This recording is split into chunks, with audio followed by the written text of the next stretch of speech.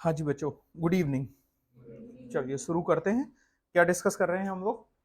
Trial balance. आज की class में हमें डिस्कस करना है ट्रायल बैलेंस। हमने अपनी पिछली क्लासेस में जर्नल बनाना सीखा, जर्नल के बेसिस पे लेजर पोस्टिंग सीखी। अब हम क्या डिस्कस कर रहे हैं? Trial balance.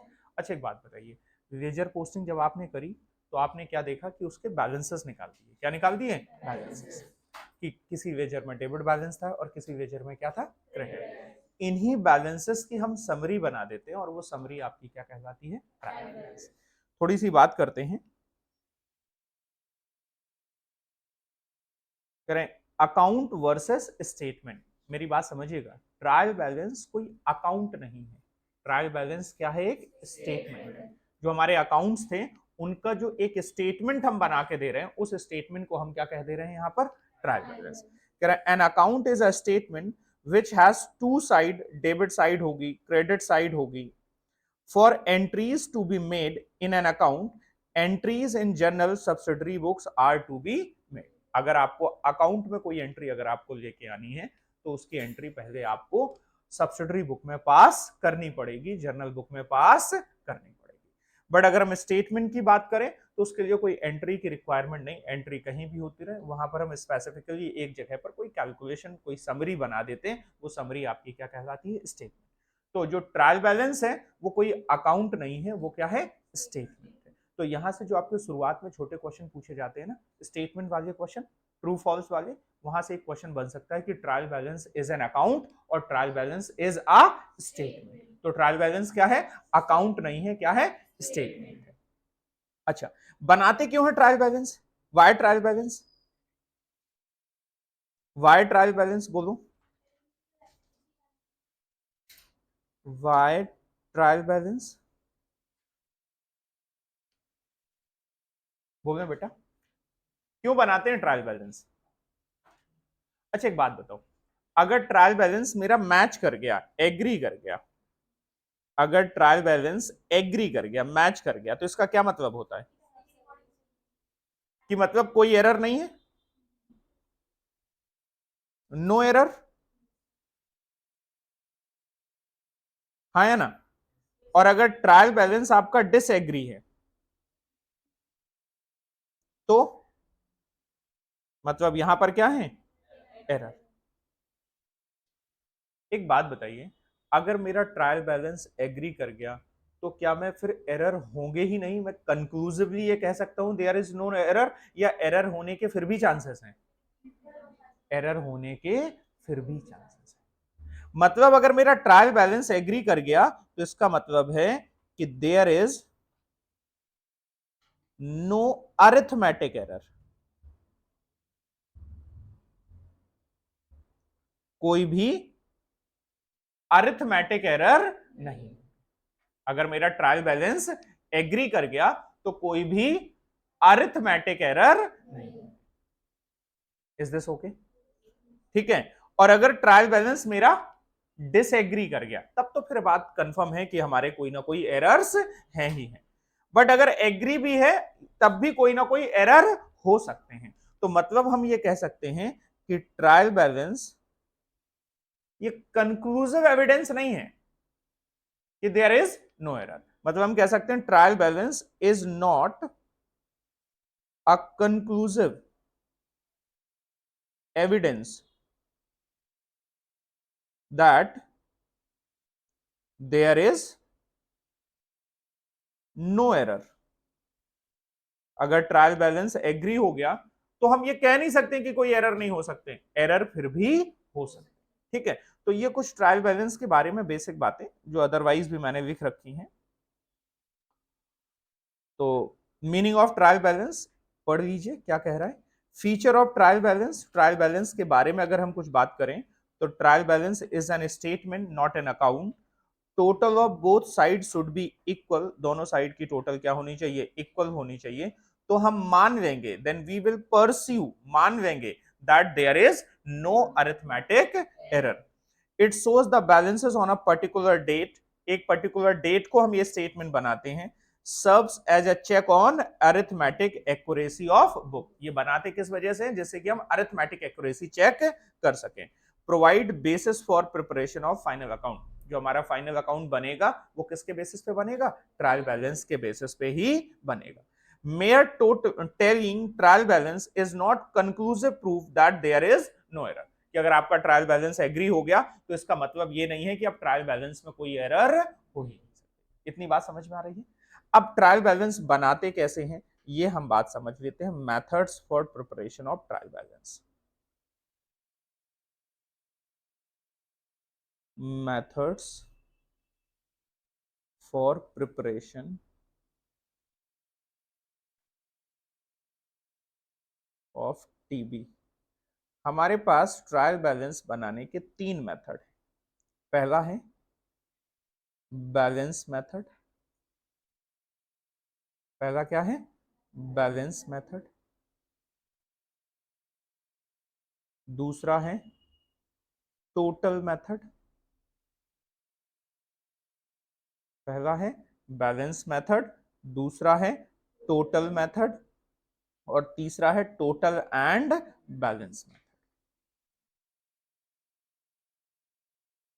Total and balance.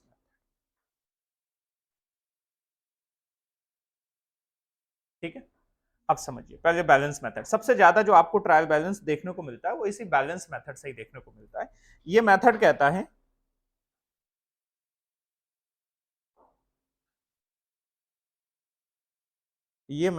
है आपका कि जो आपका ट्रायल बैलेंस बनेगा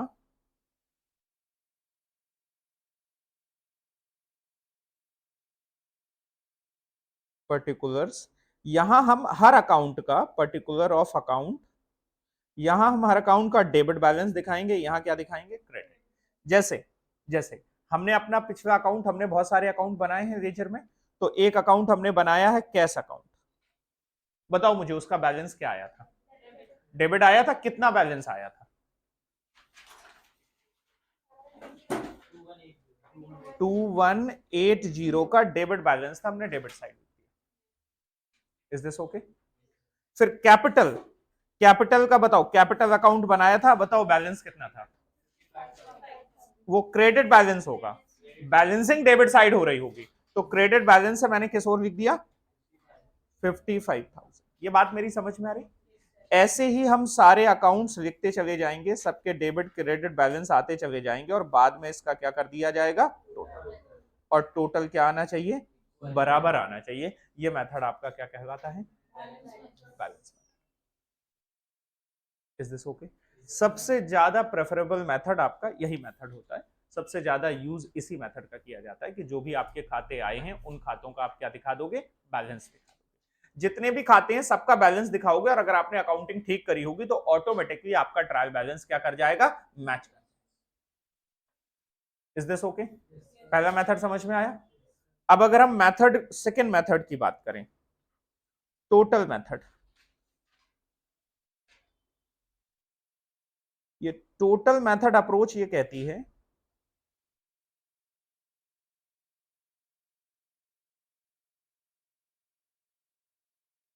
जैसे आप कैश अकाउंट अगर कह रहे हैं तो कैश अकाउंट में डेबिट साइड का टोटल बता दो। अब बैलेंस मत बताओ, बैलेंसिंग मत करो अकाउंट की। जो आपने बैलेंस निकाल के बराबर कर दिया था ना, बराबर नहीं करो। अब डेबिट साइड का टोटल बता दो और क्रेडिट साइड का टोटल बता दो। बैलेंसिंग नहीं करना, टोटल बता देना। अभी आपने बैलेंसिंग करके ये 2180 निकाला था, अब आप क्या कर दो? टोटल बता दो। तो बताओ डेबिट साइड का टोटल कितना आया? हाँ, 11280। और क्रेडिट साइड का टोटल बता दो। 91। देखो बेटा, फर्क कोई नहीं पड़ रहा है। अगर इनका नेट डिफरेंस देखोगे ना तो नेट डिफरेंस कितना आ रहा है? डेबिट साइड आ रहा है कितना? 2180। बट ये कान पकड़ने की एक अलग अप्रोच हो। हम ऐसे कान पकड़े या हम ऐसे कान पकड़े? Is this okay? बोलो बेटा, सबसे ज्यादा प्रचलन में कौन है? प्रैक्टिस हम किसकी करेंगे? बैलेंस। ये एप्रोप्रिएट है। अब हम अल्टीमेटली इंपैक्ट तो डेबिट में बैलेंस का ही आ रहा है ना। और अल्टीमेटली जब हम फाइनल अकाउंट बनाएंगे तो उस फाइनल अकाउंट बनाने में भी हमें जो यूज करना है वो कौन सा मेथड यूज करना है? Balance method. ये केवल थ्योरेटिकल डिस्कशन पर्पस के लिए मैंने आपको टोटल मेथड भी बता दिया। क्या ये बात समझ में आ गई? नहीं आ गई? तीसरा मेथड जो है आपका,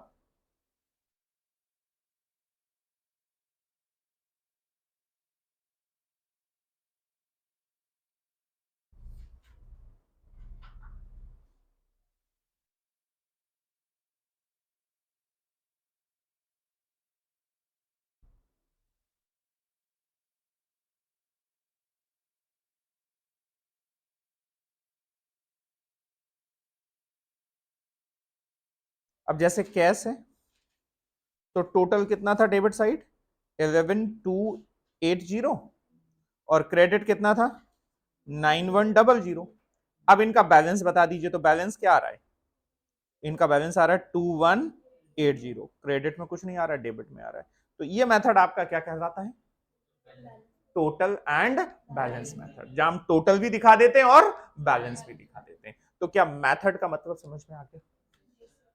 सर हमारे एग्जाम में क्वेश्चन आ सकता है, हमारे एग्जाम में ट्रायल बैलेंस के भी क्वेश्चन पूछे गए, बट ट्रायल बैलेंस के जो क्वेश्चन पूछे गए हैं वो पूछे गए हैं कि ट्रायल बैलेंस को रेक्टिफाई करने के, कि क्वेश्चन में आपको गलत ट्रायल बैलेंस दे देगा। हो सकता है कोई चीज जो डेबिट होनी चाहिए थी वो कहां दे दे, क्रेडिट। कोई चीज जो क्रेडिट होनी चाहिए वो कहां दे दे, डेबिट। भाई गलती यही हो सकती है ना कि डेबिट को आप क्रेडिट में दे दो, क्रेडिट को डेबिट में। उल्टा सीधा करके आपको ट्रायल बैलेंस दे देगा और आपसे कहेगा कि करेक्ट ट्रायल बैलेंस बनाओ। ऐसे क्वेश्चन हमारे एग्जाम में पूछे गए।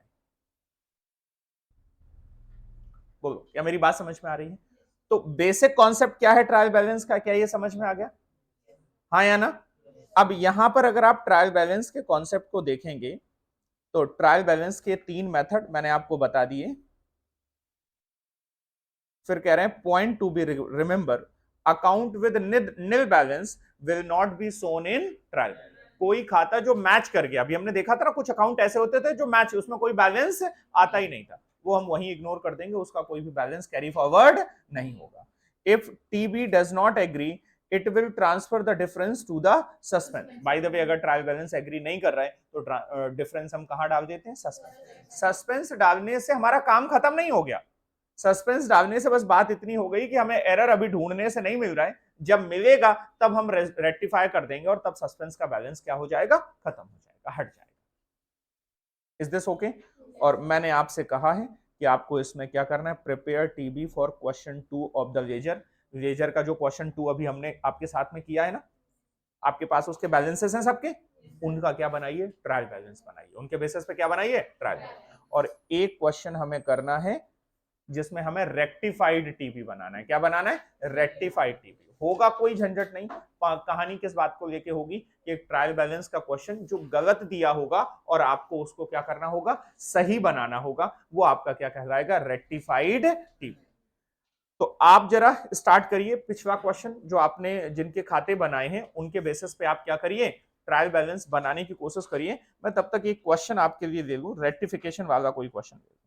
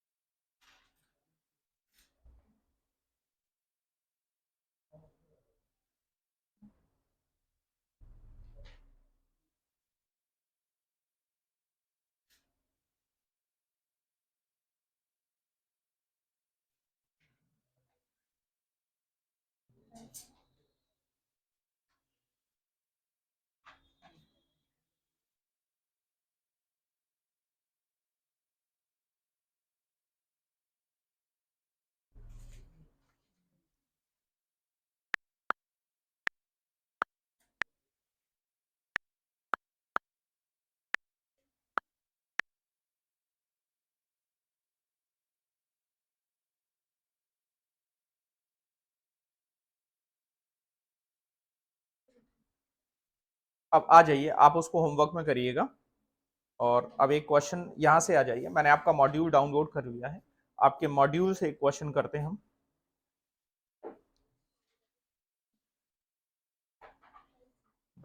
देखिए मॉड्यूल में एक इलस्ट्रेशन तो इस बात को लेके दिया हुआ है, उन्होंने क्वेश्चन में बहुत सारे अकाउंट दे दिए और उनके बैलेंसेस आपको दे दिए, आपको क्या करना है, ट्रायल बैलेंस, ये हो जाएगा, आप घर में ट्राई करिएगा, ठीक है, इसमें कोई दिक्कत नहीं है।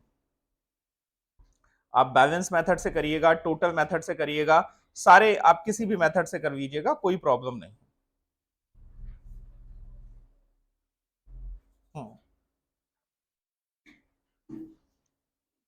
एक जैसे इलस्ट्रेशन नंबर 3 दिया गया है, इसको कर लेते हैं। कह रहा है from the following ledger balances, question में बैलेंस दे दिए गए, prepare a trial balance of Anirudh traders as on 31 March 2022। इतने सारे बैलेंस दिए गए, आपको क्या करना है, आइडेंटिफाई करना है कि किसका बैलेंस क्रेडिट होगा और किसका बैलेंस डेबिट होगा, और उसके बेसिस पे आपको क्या बना देना है, ट्रायल बैलेंस बनाइए जरा। क्वेश्चन आपके पास है, नहीं है? ठीक है, अगर नहीं है तो आप यहां से देखिए और सॉल्व करिए, जल्दी से सॉल्व करिए। सर कौन सा मेथड लगाएं? आपको बैलेंस मेथड ही लगाना पड़ेगा, और दूसरा कोई मेथड का आपके पास ऑप्शन नहीं, क्योंकि बैलेंसेस दिए गए हैं। तो बैलेंस मेथड लगाइए और सॉल्व करिए।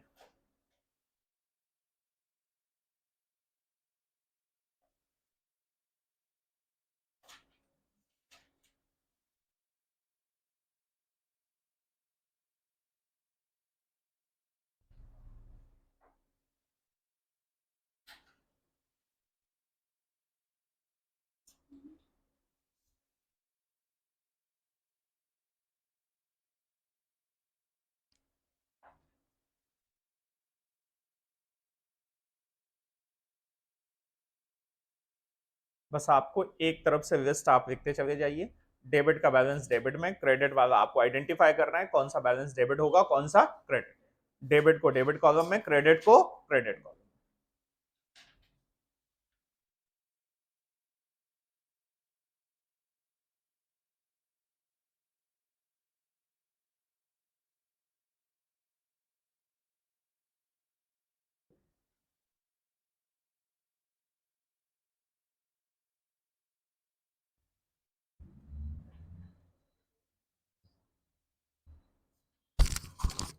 करिए क्वेश्चन।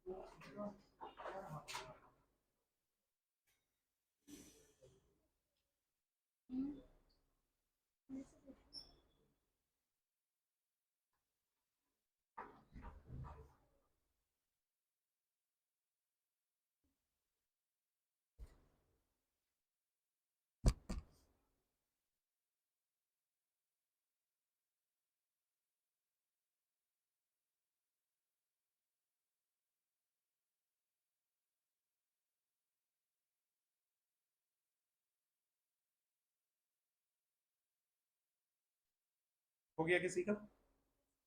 हो गया आपको? Very good.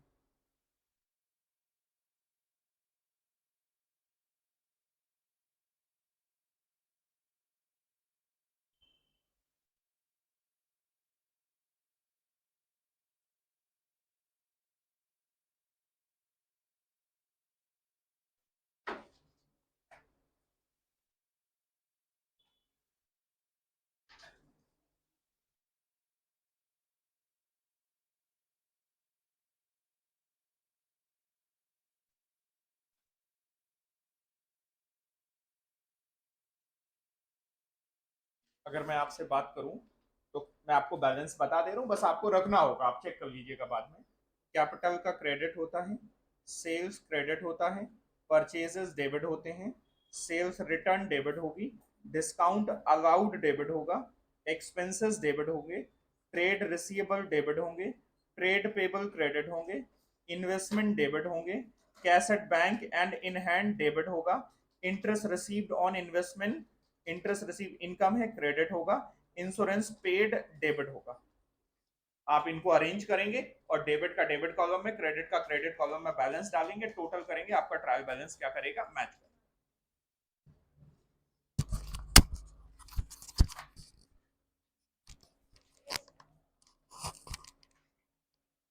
ठीक है, capital credit, sales credit, purchases debit, sales return debit, discount allowed debit, expenses debit, trade receivable, debtor का डेबिट बैलेंस होगा, ट्रेड पेबल का क्रेडिट, इन्वेस्टमेंट का डेबिट, कैश एट बैंक और हैंड का debit, interest receive on investment credit, insurance paid debit.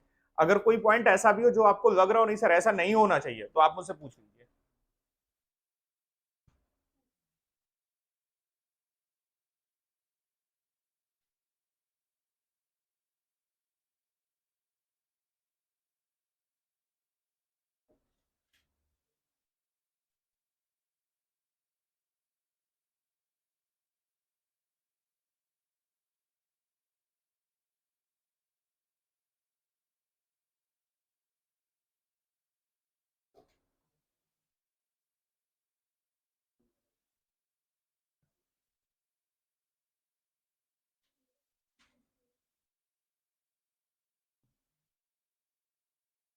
बोलो, बात समझ में आ रही है?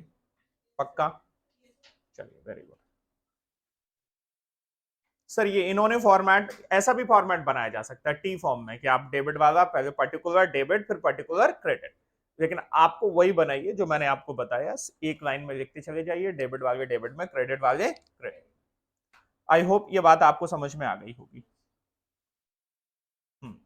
अब ये क्वेश्चन आपका इंपॉर्टेंट है, इलस्ट्रेशन नंबर 4 को आप इंपॉर्टेंट मार्क कर लीजिए।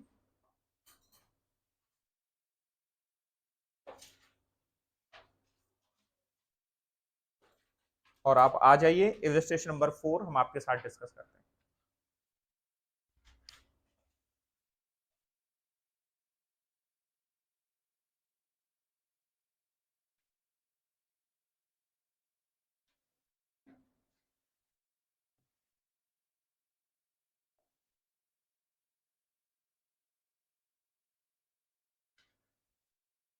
Is this okay? चलिए आइए जरा इलस्ट्रेशन नंबर 4 पढ़ते हैं। One of your clients mister Singhania has asked you to finalize his account for the year ended 31st March 2022. Till the date, he himself has recorded the transaction in the books of account. As a basis of for audit, Mr. Singhania furnished you the following statement. ये उन्होंने statement दे दिया, capital दे दी, drawing दे दी, lease hold premises दे दी, सेव दे दी, ड्यू फ्रॉम कस्टमर दे दिए, परचेजेस दे दिए, सारी जानकारी आपको दे दी। ठीक है, बोलो। आगे कह रहे हैं the closing inventory on 31st March was valued at 574। Mister Singhania claim that he has recorded every transaction correctly as the trial balance is tallied। वो कह रहे हैं कि हमने सारे ट्रांजैक्शन सही रिकॉर्ड किए हैं और देखो हमारा ट्रायल बैलेंस भी मैच कर गया। तो क्या हम उनकी बात पर भरोसा मान लें? नहीं, हम परसीव कर सकते हो सकता है आपने कोई गलती ना करी हो, बट फिर भी गलती के चांसेस हो सकते हैं। every transaction tallied, check the accuracy of the above trial balance। आपको करेक्ट ट्रायल बैलेंस बनाना है। क्या बनाना है? Correct trial balance. आपको चेक करना है क्या ये ठीक है या नहीं। मेरा कहने का सिंपल सा मतलब है आपको करेक्ट ट्रायल बैलेंस बनाना है। इसी क्वेश्चन में वो क्या कर सकते थे, हो सकता था आपको कुछ डिफरेंस दे देते, किसका? सस्पेंस अकाउंट का। तो आपसे कहते करेक्ट बनाओ, तो जब आप करेक्ट बनाते तो डिफरेंस क्या हो जाता? खत्म हो जाता। कहने का सिंपल सा मतलब आप करेक्ट बनाइए। सर सारी चीजें करेक्ट है, तो अगर सारी चीजें करेक्ट होंगी तो कोई दिक्कत नहीं, दोबारा से बना दीजिए। जिन दो एक दो पॉइंट में गलती होगी वो बस आपको क्या कर देना है? सुधार देना। Is this okay? तो क्या शुरू करेंगे करेक्ट बनाना? तो फॉर्मेट बनाइए, सेम फॉर्मेट बनाइए आप इसी तरीके से, और ये जो लिस्ट है अकाउंट्स की इनको भी सेम लिखिए। बस अब उनका बैलेंस चेक कर लो आप, अगर अगर जो गिवन बैलेंस है ठीक दिया गया तो आप भी वैसा ही कर दीजिए, और अगर कहीं पर आपको लगे कि आपको करेक्ट करने की जरूरत है तो आप उनको करेक्ट कर दीजिए। ये लीजिए।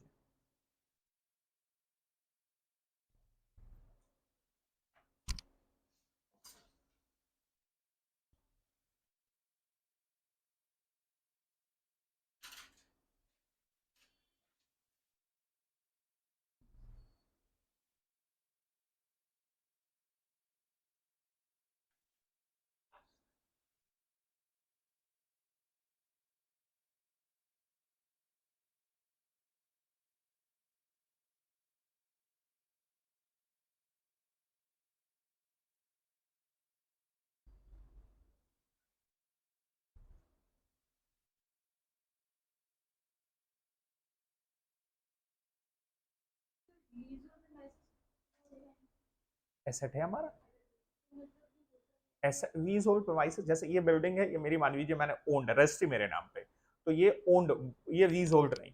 बट कुछ बिल्डिंग क्या होती है, जैसे मैंने 50 साल किराए पे, जैसे फ्लैट आप खरीदते हो ना, तो वो आपके लीज पे होते हैं, 90 साल की लीज, 20 साल की, तो किराए पे अगर आपने ले रखा है तो आपकी प्रोमाइसेस क्या कहलाती है, लीज होल्ड। रेंट एक अलग बात होती है, जब रेंट आप एक लंबे समय तक का एग्रीमेंट करके रखते हो, 30 साल 50 साल का, तो फिर उसे लीज कह देते हैं। क्या कह देते हैं, लीज। तो एसेट है हमारा, लीज होल्ड प्रोमाइसेस क्या है, एसेट है।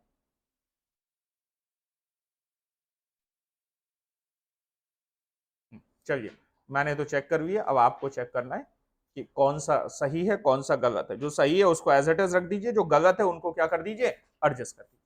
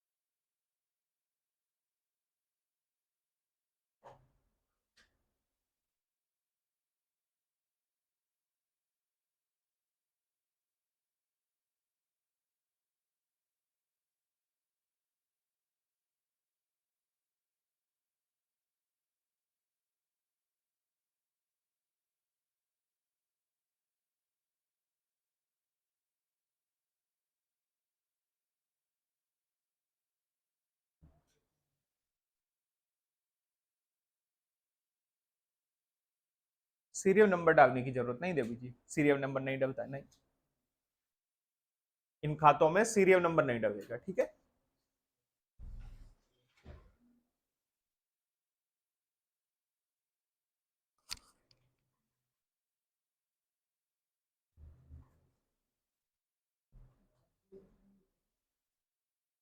परचेज, देखो परचेज क्या होती है, डेबिट, तो परचेज रिटर्न क्या होनी चाहिए, क्रेडिट।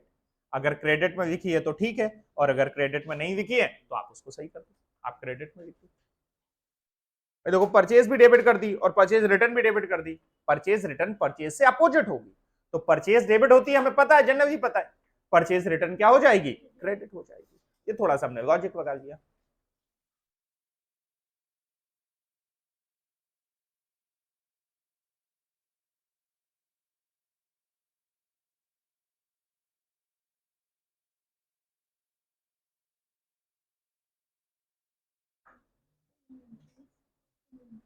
इन्वेंट्रीज, इन्वेंट्रीज मेरा स्टॉक है, और स्टॉक का एसेट है, एसेट का बैलेंस कैसा होगा, डेबिट। तो इन्वेंट्रीज का बैलेंस हमेशा क्या होगा, डेबिट होगा। ओपनिंग इन्वेंट्री का बैलेंस कैसा होगा, डेबिट होगा।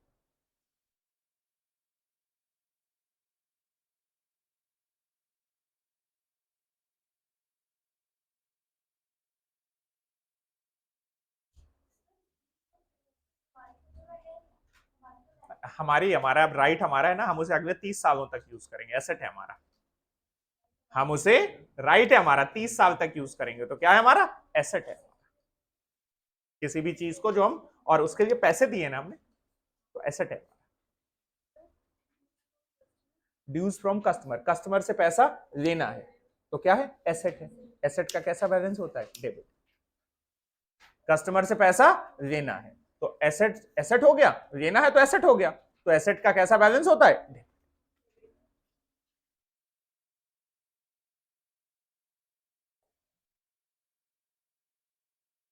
एसेट का डेबिट बैलेंस, लाइबिलिटीज का क्रेडिट बैलेंस, इनकम का क्रेडिट बैलेंस, और एक्सपेंसेस का डेबिट बैलेंस। ये है कहानी।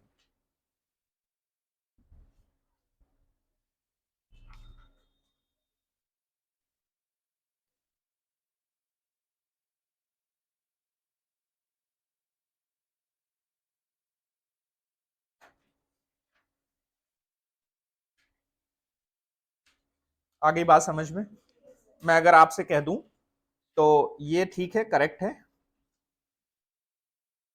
सिंघानिया की कैपिटल की बात करेक्ट है, ठीक। ड्राइंग करेक्ट है, कैपिटल अगर क्रेडिट होगी तो ड्राइंग क्या हो जाएगी, डेबिट। लीज होल्ड प्रोमाइसेस डेबिट, ठीक है। सेल्स क्रेडिट होती है, ठीक है। ड्यू फ्रॉम कस्टमर, ये गलत है, तो इसको सही कर लीजिए। परचेजेस, ठीक है। परचेजेस रिटर्न गलत है, ठीक है। लोन फ्रॉम बैंक, ठीक है, क्रेडिट होता है। ट्रेड पेबल लाइबिलिटी है ना हमारी, तो ये गलत है। फिर ट्रेड एक्सपेंसेस डेबिट होंगे, खर्चे हैं, डेबिट है, ठीक है। कैसेट बैंक एसेट है, डेबिट है। बिल्स पेबल लाइबिलिटी है, क्रेडिट होगी। सैलरीज एंड वेजेस, ठीक है, खर्चे हैं, ठीक है। इन्वेंट्रीज, इन्वेंट्रीज डेबिट होंगी। रेंट एंड रेट्स खर्चे हैं, ठीक है। सेल्स रिटर्न, सेल्स क्रेडिट होती है तो सेल्स रिटर्न क्या होंगे, डेबिट। इनकी आप जगह एडजस्ट कर लीजिए और ये आंसर आपका हो जाएगा। क्लोजिंग अगर ट्रायल बैलेंस के अंदर दिया हुआ है, इसका मतलब है वो इन्वेंट परचेज से एडजस्ट हो चुका है। बट इन्होंने अंदर नहीं दिया तो आपको अंदर दिखाने की जरूरत नहीं, आप बाहर ही दिखाइए। हम इस बात को समझेंगे कि अगर ट्रायल बैलेंस अंदर दिया जाता है तो मतलब क्या होता है, ट्रायल बैलेंस बाहर दिया जाता है तो sorry, closing stock trial balance के अंदर दिया है तो उसका मतलब क्या होगा, और क्लोजिंग स्टॉक ट्रायल बैलेंस के बाहर दिया है तो उसका क्या मतलब होगा, ये हम समझेंगे। बैड डेट में भी समझेंगे, क्लोजिंग स्टॉक में भी समझेंगे। Is this okay? फिलहाल अगर आप सिंपल वर्ड में समझें तो अगर अंदर दिया है इसका मतलब है वो इन्वेंट्री के साथ एडजस्ट हो चुका है, परचेजेस के साथ एडजस्ट हो चुका है, वो परचेज से एडजस्ट हो चुका है। किससे एडजस्ट हो चुका है, परचेज। और अगर बाहर दिया है मतलब अभी परचेज के साथ एडजस्ट नहीं हुआ है, दो एंट्री अभी होनी बाकी है, एक तो ट्रेडिंग में दिखाया जाएगा और दूसरा बैलेंस। हम समझेंगे इस बात को और डिटेल समय आने पे समझेंगे। तो ये आप सुधार लीजिए। इसी तरीके से एक कहानी नीचे दी गई है, आपको इसको फिर से बनाना है तो इसी तरीके से आप इसको घर में करिए, होमवर्क करिए, फिर से बनाइए, ये हो जाएगा।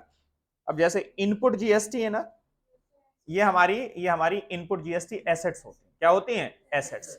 और आउटपुट जीएसटी होगी तो लाइबिलिटी। अब देखो इनपुट जीएसटी इन्होंने क्रेडिट साइड दिखाया, गलत दिखाया, क्योंकि इनपुट जीएसटी एसेट है, क्या होना चाहिए, debit side. Is this okay? बोलो हाँ या ना, ठीक है। तो ये आप होमवर्क में लिखिए।